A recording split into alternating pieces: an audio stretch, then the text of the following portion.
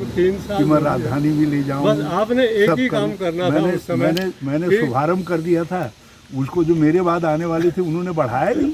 क्या करूं?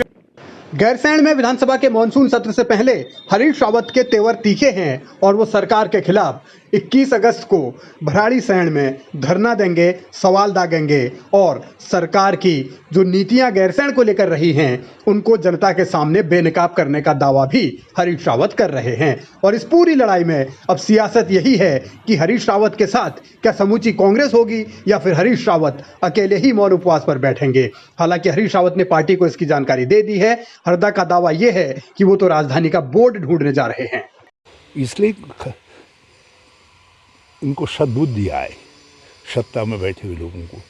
3-3.5 साल हो गए, आपने गैरसैंण में तो पिछले 8 सालों में कुछ नहीं किया। हमारी विदाई के बाद कुछ नहीं हुआ गैरसैंण में। और अब जिस राजधानी की घोषणा की गई ग्रीष्मकालीन, उस राजधानी को का कहीं आता पता गैरसैंण वालों को दिख नहीं रहा है।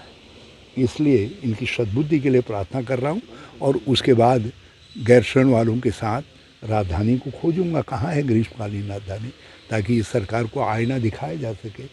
मैंने तो पहले ये तय कर लिया था कि अब इस प्रसंग को मैं नई उम्र के, नई उमंग के नौजवानों के लिए छोड़ूंगा। लेकिन भाजपा की सरकार जिस तरीके से गैरसैंण का अपमान कर रही है वो मुझे सहन नहीं हो रहा है।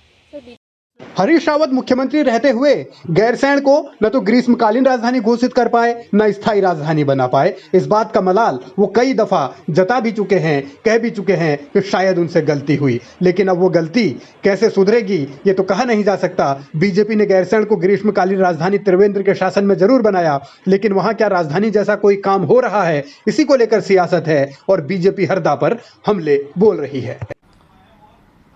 हरीश रावत जी बहुत वरिष्ठ नेता हैं और प्रदेश के मुख्यमंत्री रहे हैं। उनके द्वारा, क्योंकि वो मौन व्रत कई बार करते रहते हैं और मुझे लगता है कि गैरसैंण में भी वो मौन व्रत की जो बात कर रहे हैं तो उन्हें मौन व्रत में ही रहना चाहिए।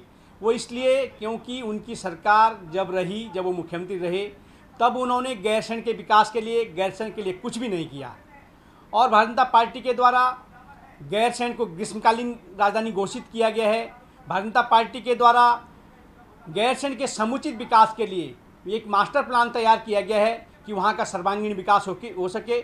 इसलिए मुझे लगता है कांग्रेस के आदरणीय हरीश रावत जी को मौन व्रत ही रख करके मुझे लगता है अच्छा रहेगा।